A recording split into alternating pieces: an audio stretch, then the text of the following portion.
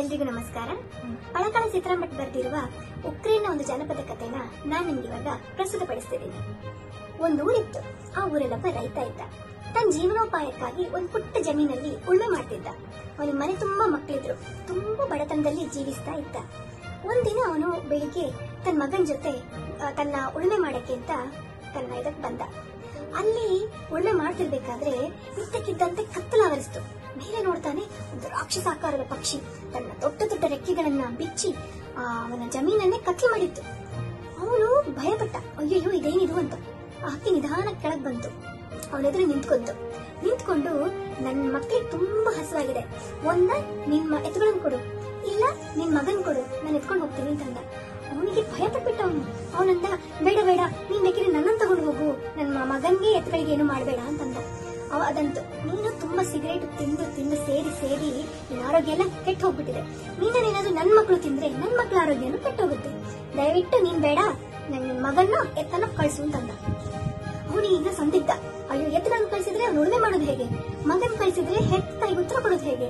ಪುಟ್ಟವರಿಂದ ಚೆನ್ನಾಗಿ ಸಾಕಿದಾನೆ ಮಕ್ಕಳನ್ನ, ಹೇಗ್ ಕಳ್ಸಕ್ಕಾಗುತ್ತೆ? ಕರು ಬಿಟ್ಟಿಲ್ಲ. ಸೊ ಅವನೇನಂದ, ನೀನ್ ಎತ್ತುಗಳನ್ನೇ ಕರ್ಕೊಂಡು ಹೋಗು ಅಂತಂದ.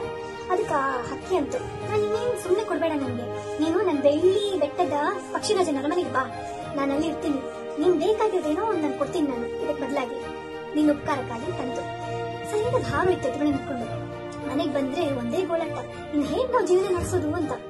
ಆಮೇಲೆ ಅದಕ್ಕೆ ಅವಾಗ ದೊಡ್ಡ ಮಗ ಬಂದ. ದೊಡ್ಡಣ್ಣ ಅಂತ ಕರೀತಿದ್ರು. ದೊಡ್ಡಕ್ಕಿದ್ದ ಅವನೇನಂದ, ಸರಿಮಾ ಅದೇನೋ ಕೊಡುತ್ತೆ ಅಂತಲ್ಲ, ನಾನು ತಗೊಂಡ್ ಬರ್ತೀನಿ ಅಲ್ಲ ಅಂತಂದ. ಸರಿ, ಅಮ್ಮ ರೊಟ್ಟಿ ಆಮೇಲೆ ನೀರುಳ್ಳಿ ಕಟ್ಕೊಟ್ಲು. ದಾರಿ ಹೋಗ್ತಾ ಹೋಗ್ತಾ ಹೋಗ್ತಾ ತುಂಬಾ ದಿನ ನಡ್ಕೊಂಡ್ ಹೋದ. ತುಂಬಾ ದೂರ ಇತ್ತು ಆ ಊರು. ದಾರಿ ಒಂದು ಹಸ್ವಾದಾಗ ಕೂತು ತಿನ್ಲಿಕ್ಕೆ ಶುರು ಮಾಡ್ದ. ಆವಾಗ ಒಂದು ಕುಂಟಕಾಗೆ ಅಲ್ಲಿ ಬಂತು. ಆ ಕುಂಟಕಾಗೆ ಬಂದು, ಯಾಕಮ್ಮ ನೀನು ಎಲ್ಲಿ ಹೋಗ್ತಾ ಇದೀಯಾ ಅಂತ ಕೇಳ್ತು.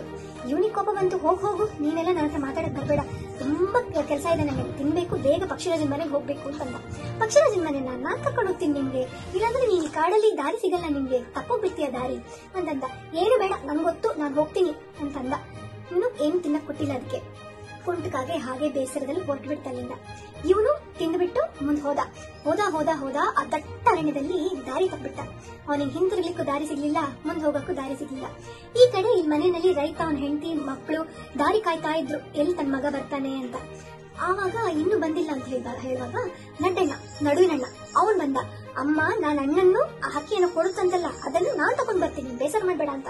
ಅಮ್ಮ ಅಂದ್ಲು, ಬೇಡ, ಅವನು ಮೊದ್ ಬಂದಿಲ್ಲ, ತಿರುಗಿ ನೀನು ಹೋದ್ರೆ ನೀನು ಬರೆದ್ರೆ ಏನ್ ಮಾಡೋದು ನಾವು ಅಂತಂತು. ಇಲ್ಲಮ್ಮ, ನಾನ್ ಖಂಡಿತ ಬರ್ತೀನಿ, ಕೊಡು ನನಗೆ ಬುತ್ತಿ ಕಟ್ಟಿ ಅಂತಂದ. ಅವಳು ಬುತ್ತಿ ಕಟ್ಟಿ ಕೊಟ್ಲು. ಅದನ್ನ ಹಿಡ್ಕೊಂಡು ಹೋದ. ಹಾಗೆ ಹೋಗ್ಬೇಕಾದ್ರೆ ಅದೇ ದಾರಿನಲ್ಲಿ ಅದೇ ಕಾಡಲ್ಲಿ ತಿನ್ನಕ್ ಕೂತ. ಅದೇ ಹಕ್ಕಿ ಬಂತು. ಮತ್ತೆ ಬಂದ್ ಕೇಳ್ತು, ನನ್ ಸ್ವಲ್ಪ ಕೊಡ್ತೀಯಾ, ತುಂಬಾ ದಿನ ಏನು ತಿಂದಿಲ್ಲ ಅಂತ. ಅವನಿಂದ, ಏನಿಲ್ಲ, ನನ್ಗೆ ತುಂಬಾ ಹಸುವಾಗ್ತಿದೆ, ಇರೋದೇ ಇಷ್ಟು, ನಾನ್ ತಿಂದಿದ್ರೆ ನಾನ್ ತುಂಬಾ ದೂರ ನಡಿಬೇಕು, ಇವಾಗ ನಾನ್ ಕೊಡಲ್ಲ ಅಂತಂದ. ಆ ಹಕ್ಕಿ ಹಾಕ್ ಮೊರೆ ಹಾಕೊಂಡು ಅಲ್ಲಿಂದ ಹೊರಟೋಯ್ತು. ಅದಕ್ಕೆ ತುಂಬಾ ಬೇಜಾರಾಯ್ತು, ಹೊಟ್ಟೆಗೆ ನಿಲ್ವಲ್ಲ ಅಂತ. ಇವನೇನ್ ಮಾಡ್ದ, ಅದನ್ನ ಚೆನ್ನಾಗಿ ತಿನ್ಬಿಟ್ಟು ಮುಂದೆ ನಡೆದ. ಅವನಿಗೂ ದಾರಿ ತಪ್ಪಿತು, ದಾರಿ ಸಿಕ್ಕಿಲ್ಲ. ಬೇಸರವಾಯ್ತು, ಅಲ್ಲೇ ಕಾಡಲ್ಲಿ ಅಲ್ದಾಡ್ತಾ ಇದ್ದ. 2 ಮಕ್ಕಳು ಬರದೇ ಹೋದಾಗ ರೈತನ್ಗೆ ಇನ್ನೇನ್ ಗತಿನೇ ಕಾಣಲಿಲ್ಲ. ಏನ್ ಮಾಡೋದು? ಅವಾಗ ಗಿಡ್ಡಣ್ಣ ಬಂದ. ಗಿಡ್ಡಣ್ಣ ಅಂತ ಎಲ್ರು ಯಾಕೆ ಕರಿತಿದ್ರು ಗೊತ್ತಾ? ಅವನು ಇಷ್ಟಕ್ಕೆ ಇದ್ದ. ಸೊ ಎಲ್ರು ಗಿಡ್ಡಣ್ಣ ಕರಿತಿದ್ರು. ಅವನಂದ, ಅಮ್ಮ ನೀನೇನು ಬೇಜಾರ್ ಮಾಡ್ಬೇಡ, ನಾನು ಅಣ್ಣಂದ್ರನ್ನು ಕರ್ಕೊಂಡ್ ಬರ್ತೀನಿ, ಹಾಗೆ ಹಕ್ಕಿಯನ್ನು ಕೊಡುತ್ತಂತಿತ್ತಲ್ಲ ಅದನ್ನು ತಗೊಂಡ್ ಬರ್ತೀನಿ ಅಂತಂದ. ಅಮ್ಮ ಬಿಲ್ಕುಲ್ ಒಪ್ಲಿಲ್ಲ. ಕೊನೆಗೆ ಹೇಗೋ ಹಠ ಮಾಡಿ ಒಪ್ಸಿ ಬುತ್ತಿ ಕರ್ಕೊಂಡು ಕೊಟ್ಟ. ಬುತ್ತಿ ಇನ್ನೇನ್ ತಿನ್ಬೇಕು ಅನ್ಬೇಕಾದ್ರೆ ಅದೇ ಹಕ್ಕಿ ಬಂತು ಕೇಳ್ತು, ನಾನ್ ಸ್ವಲ್ಪ ಕೊಡ್ತೀಯಾ ಅಂತ. ಗಿಡ್ಡಣ್ಣನ್ಗೆ ತುಂಬಾ ಪಾಪ ಅನಿಸ್ತು. ಅಯ್ಯೋ ಪಾಪ, ಕುಂಟಕಾಗೆ ಹೇಗೆ ಹೋಗಿ ಹುಡುಕುತ್ತೆ ಅನ್ನ, ಅದಕ್ಕೆ ಬೇಕಾಗಿರೋದು ಅಂತ ಹೇಳಿ ಒಂದ್ ತುಂಡು ಕೊಟ್ಟ. ಸ್ವಲ್ಪ ನೀರುಳ್ಳಿನೂ ಕೊಡ್ತೀಯಾ ಪ್ಲೀಸ್ ಅಂತ. ಸರಿ, ನೀರುಳ್ಳಿನೂ ಕೊಟ್ಟ. ಇಬ್ರು ಚೆನ್ನಾಗಿ ತಿಂದು ಆ ಹಕ್ಕಿ ಅಂತೂ ಎಲ್ಲಿ ಹೊರಟಿದ್ಯಾ ನೀನು ಅಂತ ಕೇಳ್ತು. ಈ ತರ ಪಕ್ಷಿರಾಜನ ಅರಮನೆಗೆ ಅಂತಂತು. ನನ್ ದಾರಿ ಗೊತ್ತಿದೆ, ನಾನ್ ಕರ್ಕೊಂಡು ಹೋಗ್ತೀನಿ ನಿನ್ನ ಅಂತಂದ. ಹೌದಾ, ಸರಿ ಬಾ ಮತ್ತೆ ಅಂತ ಹೇಳಿ ನಾನು ಹೆಗಲ್ ಮೇಲೆ ಕುತ್ಕೊಳ್ತು ಆ ಹಕ್ಕಿ. ಹಾಗೆ ಹೋಗು, ಮುಂದೆ ಹೋಗು, ಹಿಂದ್ ಹೋಗು ಅಂತ 2-3 ದಿನ ನಡೆದ್ರು ಹೇಗೂ ಆ ಕಾಡಿಂದ ಹೊರಗೆ ಬಂದು ಬೆಳ್ಳಿ ಬೆಟ್ಟ ಸಿಕ್ತು. ಆ ಬೆಳ್ಳಿ ಬೆಟ್ಟ ಎಷ್ಟು ಚೆನ್ನಾಗಿತ್ತು ಅಂದ್ರೆ ಎಲ್ಲ ಬೆಳ್ಳಿಲಿತ್ತು, ಮರ ಗಿಡ ಎಲ್ಲ ಬೆಳ್ಳಿಲಿತ್ತು. ಒಂದ್ ದೊಡ್ಡ ಅರಮನೆ ಬೇರೆ, ಅಷ್ಟು ಚೆನ್ನಾಗಿತ್ತು. ಅವನೊಂದ್ ಕ್ಷಣ ದಂಗಾಗ್ಬಿಟ್ಟ. ಇಷ್ಟು ದಟ್ಟ ಕಾಡಿನಲ್ಲಿ ಪಕ್ಷಿರಾಜನ ಅರಮನೆ ಅಂದ್ರೆ ಎಷ್ಟು ದೊಡ್ಡದಿದ್ಯಾ ಅಬ್ಬಾ ಅಂತ. ಹಕ್ಕಿ ಎಚ್ಚರಿಸ್ತು, ಇಲ್ಲಿ ಕೇಳು, ನಿನ್ನೊಳಗ್ ಹೋಗ್ತೀಯಲ್ಲ, ಆ ಹಕ್ಕಿ ನಿನ್ ಕೇಳುತ್ತೆ, ಏನ್ ಬೇಕು ಕೇಳು, ನಾನು ಕೊಡ್ತೀನಿ ಅನ್ನುತ್ತೆ. ನೀನೊಂದೇ ಒಂದ್ ಕೇಳ್ಬೇಕು, ಏನ್ ಗೊತ್ತಾ? ಬೀಸಕಲ್ಲು. ಆದ್ರೆ ದಿಂಡಿನ ಕೆಳಗಡೆ ಬೀಸಕಲ್ಲು ಇಟ್ಕೊಂಡಿದೆ, ಅದನ್ನ ಮಾತ್ರ ಕೇಳು, ಬೇರೆ ಏನು ಕೇಳ್ಕೋಬೇಡ ಅಂತು. ಸರಿ ಅಂತ ಗಿಡ್ಡಣ್ಣ ಕಾಗೆ ಧನ್ಯವಾದ ಅರ್ಪಿಸಿ ಅರಮನೆಯೊಳಗೆ ಹೋದ. ಪಕ್ಷಿರಾಜ ಬಂದ, ಹೋ ನೀನ್ ಹೆಂಗ್ ಬಂದ್ಬಿಟ್ಟೆ, ನಿನ್ ದಾರಿ ತಪ್ಪಿಲ್ವಾ? ತಿನ್ಲಿಲ್ವಾ ಅಂತಂದ. ಇನ್ನೇನ್ ಹಕ್ಕಿ ಹೆಸರು ಹೇಳಿದ್ರೆ ಪಾಪ ಹಕ್ಕಿ ಹಿಡ್ಕೊಂಡು ತಿನ್ಬಿಟ್ಟಿದ್ದು ಅಂತ. ಇಲ್ಲ ನಂಗೆ ಯಾರೋ ದಾರಿ ಹೇಳಿದ್ರು ನಾನು ಬಂದೆ ಅಂತಂದ. ಸರಿ ನಿಂಗೇನ್ ಬೇಕು ಹೇಳು ಅಂತಂದ. ನಂಗೆ ನೀವು ಮಲ್ಬೇಕಾದ್ರೆ ನಿಮ್ ದಿಂಬಿ ಕೆಳಗಡೆ ಬೀಸ ಕಲ್ಲಿಟ್ಟಿದ್ದೀರಲ್ಲ ಅದನ್ನು ಕೊಡಿ ಸಾಕು ಅಂತಂದ. ಪಕ್ಷಿರಾಜನ್ ಕೋಪ ಬಂದ್ಬಿಡ್ತು. ಯಾರು ನೀವು ಹೇಳಿರೋದು ಅದನ್ನ? ಅದು ನಾನ್ ಕೊಡಕ್ಕಾಗಲ್ಲ ಅಂತಂದು. ನೀವ್ ಕೊಡ್ತೀನಿ ಅಂತಂದಿದ್ರಲ್ವಾ, ಇವಾಗ ಆಗಲ್ಲ ಅಂತೀರಾ ಅಂತಂದ ಗಿಡ್ಡ. ಇದೆಲ್ಲ ಕಾಗೆದೆ ಕೆಲಸ ಇರ್ಬೇಕು, ವಿಶ್ವಾಸ ದ್ರೋಹ ಮಾಡ್ತದು. ಇರ್ಲಿ ಬಿಡು, ನಾನು ಅದನ್ನ ಆಮೇಲೆ ನೋಡ್ಕೋತೀನಿ. ತಗೊಂಡೋಗ್ ನಿಮ್ಗೆ ಬೀಸೋಗಲ್ಲ, ನನ್ ಮುಂದೆ ಇನ್ಮೇಲೆ ಯಾವತ್ತು ಕಾಣಿಸ್ಬೇಡ ಅಂತಂತು. ಆ ಬೀಸು ಕಲ್ಲು ಎತ್ಕೊಂಡು ಅವನು ಬಂದ, ಓಡ್ಕೊಂಡು ಅಲ್ಲಿ ಹೊರಗಡೆ ಬಂದ್ಬಿಟ್ಟ. ಕಾಡಿಗೆ ಹೋಗ್ಬೇಕಾದ್ರೆ ಅವನಿಗೆ ನಡೆದು ಕಾಲೆಲ್ಲ ನೋಯ್ತು. ಏನು ಹಸು ಆಯ್ತು. ಏನ್ ಮಾಡೋದಪ್ಪ ಅಂತ ಬೀಸು ಕಲ್ಲನ್ನ ಕೆಳಗಿಟ್ಟ. ಛೇ, ಹಸು ಆಗ್ತಾ ಇದೆ, ಏನಾದ್ರೂ ತಿನ್ನಕ್ ಸಿಕ್ಕಿದ್ರೆ ಎಷ್ಟ್ ಚೆನ್ನಾಗಿತ್ತು ಅಂತಂದ. ಅಟ್ಲೀಸ್ಟ್ ಒಂದ್ ಬ್ರೆಡ್ ಆದ್ರೂ ಸಿಕ್ಕಿದ್ರೆ, ಒಂದ್ ರೊಟ್ಟಿನಾದ್ರೂ ಸಿಕ್ಕಿದ್ರೆ ಅಂತಂದ. ನೋಡ್ತಿದ್ದಂಗೆ ಅದೆಲ್ಲ ತಿಂಡಿಗಳು ಬಂದ್ಬಿಡ್ತು. ಅವ್ನು ಹೇಳಿದ ತಿಂಡಿಗಳು. ಅದು ನೋಡಿ ಅವ್ನಿಗೆ ಆಶ್ಚರ್ಯ ಆಯ್ತು. ಅರೆ ಇದು ಹೇಗಾಯ್ತು ಅಂತ ತಿಂದ್ಮೇಲೆ ಅವನು ಅನ್ಕೊಂಡ, ತಿನ್ಲಿಕ್ಕೆ ಶುರು ಮಾಡಿಲ್ಲ ಅವನು.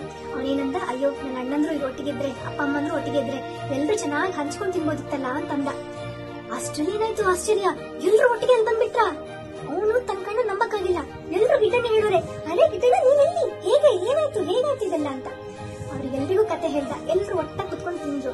ಅವರಿಗೆ ಮತ್ತೆ ಅವ್ರಿಗೇನು ತೊಂದರೆನೇ ಇರ್ಲಿಲ್ಲ. ಆ ಬಿಸಕಲ್ ಕೇಳ್ತಿ ಅದನ್ನೆಲ್ಲ ಕೊಡ್ತಾ ಇತ್ತು. ಅದನ್ನ ಅವನು ಚೆನ್ನಾಗಿ ನೋಡ್ಕೊಂಡ. ಸೊ ನೀವು ಅಸಹಾಯಕರಿಗೆ ಯಾರಿಗಾದ್ರೂ ಸಹಾಯ ಮಾಡಿದ್ರೆ ಖಂಡಿತ ಅದ್ ನಿಮ್ಗೆ ವಾಪಸ್ ಸಿಗುತ್ತೆ ಅಂತ ಹೇಳ್ತಾ ನನ್ನ ಕತೆನ ಮುಗಿಸ್ತೀನಿ. ನೀವು ಕಲಿತೀರಲ್ವಾ? Thank you.